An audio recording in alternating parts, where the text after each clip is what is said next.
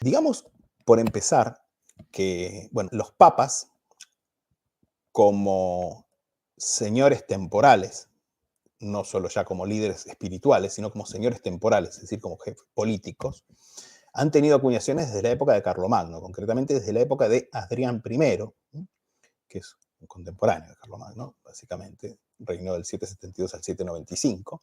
Pero esas monedas ya un poco las estudiamos cuando en las clases dedicadas a Italia, en el seminario de moneda medieval. Previo a eso, sin embargo, tenemos las silicuas bizantino-papales, que son monedas muy interesantes y que en realidad esas son las primeras monedas papales.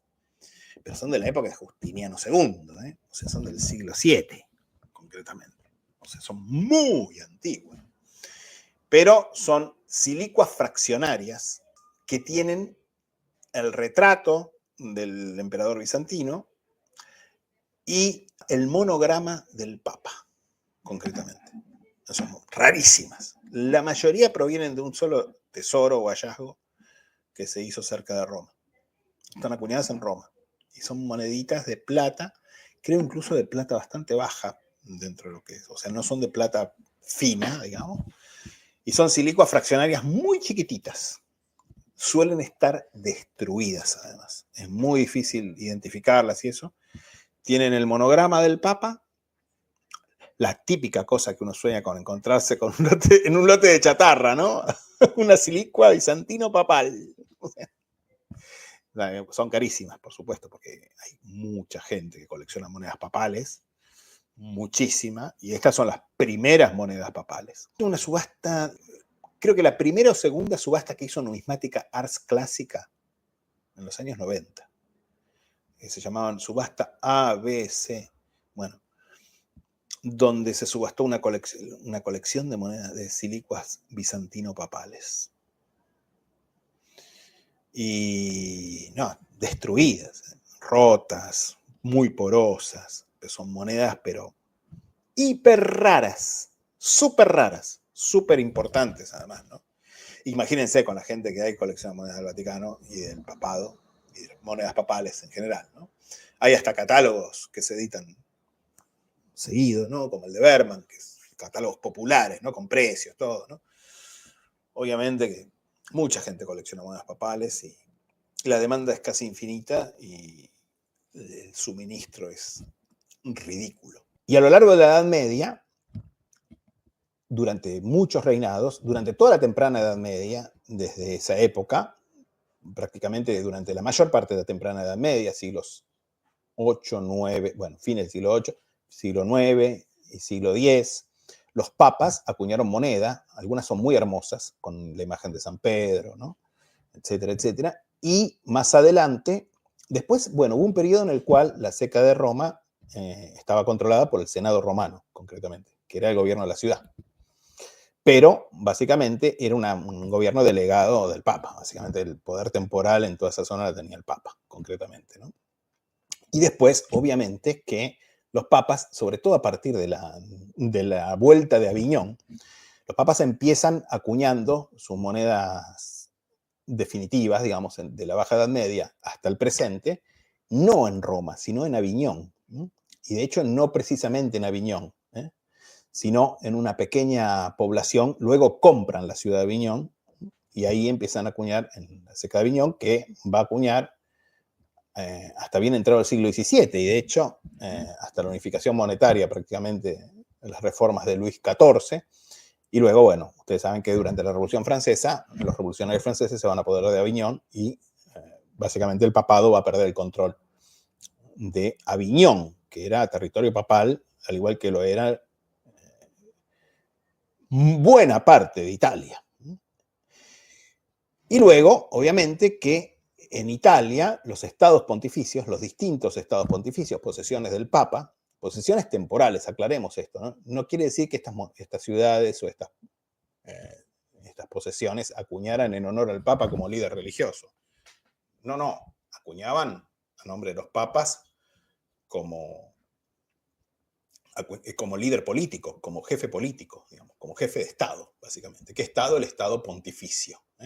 los estados pontificios, concretamente. Y esto incluía ciudades y regiones muy importantes, como por ejemplo, además de Roma, obviamente, Bolonia, Ancona, que había sido una república marinera muy poderosa y muy próspera, etc. Bueno, a lo largo de los siglos, a partir del siglo XIV, hasta a partir de 1378 aproximadamente, en que los papas vuelven a tomar sitio en Roma como sede papal, previo a eso estaban en Aviñón, estaban en Francia. Bueno, a partir del siglo XIV, entonces, la Seca de Roma va a producir acuñaciones papales casi ininterrumpidamente desde esa época, y no solo la Seca de Roma, ¿no? Sino también les dije, Bolonia, Ancona, Ferrara, bueno, un montón de otras secas. Pero Roma, concretamente, va a producir acuñaciones papales básicamente de forma casi ininterrumpida desde el siglo XIV, desde fines del siglo XIV, hasta la actualidad. ¿Cuál sería el periodo? Sería el periodo en el cual dejaron de existir los estados pontificios y todavía no se realizó el concordato, los acuerdos de Letrán, entre el Vaticano y el Reino de Italia, con Mussolini, básicamente, con el gobierno fascista de Mussolini.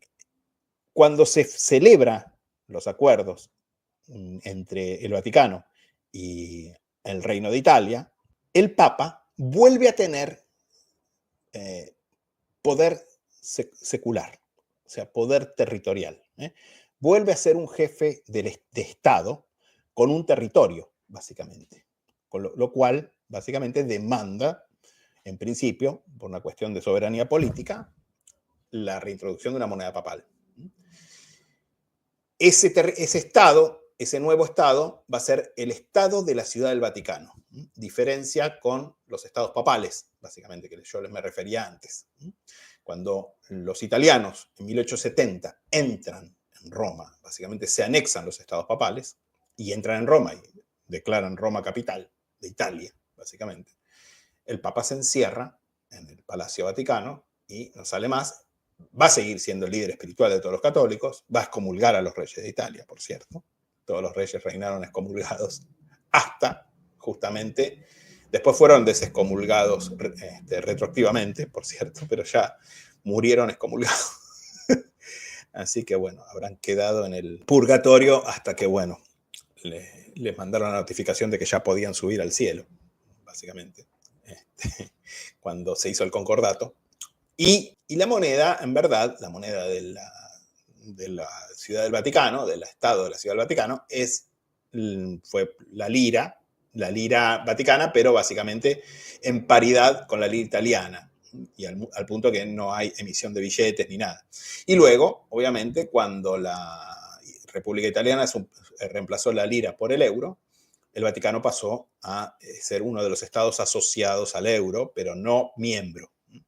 O sea, el euro vaticano tiene curso legal en Italia y en los demás países donde se usa el euro, en la zona euro, pero no es uno de los miembros por eso no emite billetes, por ejemplo. He visto en Wikipedia que hasta 1866 los estados pontificios usaron como moneda el escudo pontificio y desde ese año hasta 1870 la lira pontificia. ¿Es así? Sí, es así, correctamente. Hasta 1866 los estados papales, no existía el Vaticano todavía, los estados papales usaron como moneda el escudo papal, una moneda de plata de alrededor de 30 gramos, dividido en 100 baiocchi. Baiocchi, que quiere decir como marroncito, era el nombre que tenían los grosos devaluados de plata, el bolognino devaluado, digamos, que como era de vellón, básicamente con mucho cobre, tenía un color como marroncito. De ahí viene el nombre. Así que sí, hasta 1866 se usó el scudo romano, como fue la moneda papal, básicamente. Y en 1866, el Estado Pontificio, bajo Pío IX, que era el Papa en esa época, entró en un acuerdo como Estado asociado, pero no miembro.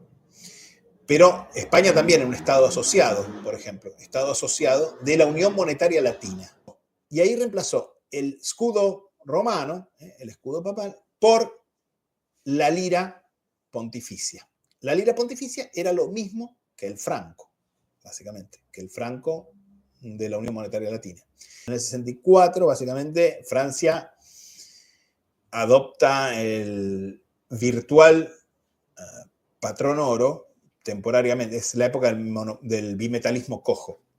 Básicamente valía mucho la plata. Por eso se baja el grado, la composición de las monedas de plata de circulación normal, se baja a 835 milésimas. Y se deja de emitir el llamado ECU, o pieza de 5 francos, que era la pieza de conversión de los billetes en plata. Como la plata valía más que el valor facial del franco, o sea, 5 francos de plata valían más que 5 francos, entonces, por un lado, se pasan a emitir todas las monedas fraccionarias de circulación cotidiana de 20, 50 céntimos, 1 y 2 francos, y sus equivalentes en España, en Italia, en los papales, etcétera, etcétera, se los pasa a emitir en plata 835 milésimas, o sea, en plata más baja. No es plata baja, es plata bastante buena, pero ese porcentaje permitía seguir acuñando moneda de circulación de plata sin pérdida, básicamente. Por esa razón, el Vaticano, que tuvo muchos problemas, de hecho, la lira pontificia era rechazada, después se le fue la mano emitiendo moneda de plata baja a los estados pontificios. A Pío IX se le fue la mano emitiendo moneda de plata baja, de plata a 8,35, ¿no? O sea, 10 soldi, que era la moneda de 50 céntimos, un soldo es 5 céntimos, ¿no? Así que 10 soldi era media lira. Monedas de 10 soldi, de 1 lira, sobre todo, y de 2 liras, qué sé yo, emitía muchas más de las que tenía derecho a emitir, básicamente. Y no emitía la cantidad de moneda de plata fina o de oro que correspondía. Razón por la cual, en un momento en Francia se suspendió la circulación de la lira pontificia, y de hecho había incluso caricaturas, había, ¿cómo se dice? Cartoon, ¿no? Caricaturas de la prensa francesa que aparecía San Pedro rechazando la lira pontificia, que no la quería ni San Pedro, la lira pontificia. Lo que pasa es que los estados papales en esa época estaban en guerra, básicamente, estaban en guerra por la unidad. No hubo muchos muertos ni nada, pero terminaron invadiéndolos y ocupándolos los italianos, Roma. Con lo cual, en 1870, básicamente Roma capital de Italia y fin de la lira pontificia. Monedas bonitas y simples, buenas también, pero creo que hubo una emisión de euro con su efigie y luego rechazó que lo pusieran en los euros y después se puso el escudo del Vaticano. ¿Se sabe si sus monedas se revalorizarán? Mira, sí, él rechazó y las siguientes emisiones tienen su escudo de armas, concretamente. Creo que tiene el sol de Argentina y el escudo, el emblema de los jesuitas, concretamente. Las primeras monedas sí tienen el retrato. 2013, 2014, 2013, 2014, hasta 2015 creo, o algo así, o 2016. Y después ya pusieron el escudo. Que el escudo no está mal, lo que pasa es que la gente quiere la carita de él, básicamente. Entonces la gente quiere tener la cara del Papa. Entonces, la gente es iconódula. No es iconoclasta. Entonces, ¿se sabe si sus monedas se revalorizarán? Sí, las monedas suben mucho de precio. Te lo digo por qué. Porque esto pasó en el 2005, cuando murió el último papa en funciones, básicamente. El pobre Benedicto XIV, digamos, abdicó. No hubo mucha sensación ahí. Siempre igual cuando hay un cambio de papa hay mucha atención puesta en el Vaticano y en sus cosas, con lo cual, y mucha gente empieza a coleccionar monedas del Vaticano, etc. Y sí, yo te puedo asegurar que las monedas del Vaticano en general y las de Francisco en particular, sí, van a tener mucha más demanda estos días. Y después, no. O sea, básicamente después pasa, pero las monedas, las medallas, todo. Sube todo. Ahora vas a ver que en eBay, yo tenía marcado, por ejemplo, para comprarme, porque quiero tener algún set proof, sobre todo me gustaría algún set proof de Francisco. Ya me veo que Los que tenían marcados a precio fijo se vendieron, los que estaban en subasta se fueron a la mierda. O sea, así. Seguro, seguro. Si tienen alguna tienda numismática cerca que tenían la vidriera o tenían en algún lado moneda del Vaticano, sobre todo de este último Papa y con el retrato, cómprenlas porque seguro que van a subir. Después no, después por ahí bajan, qué sé yo, pero subir van a subir seguro, sí. Y acá en Argentina va a haber mucha demanda, monedas, seguro.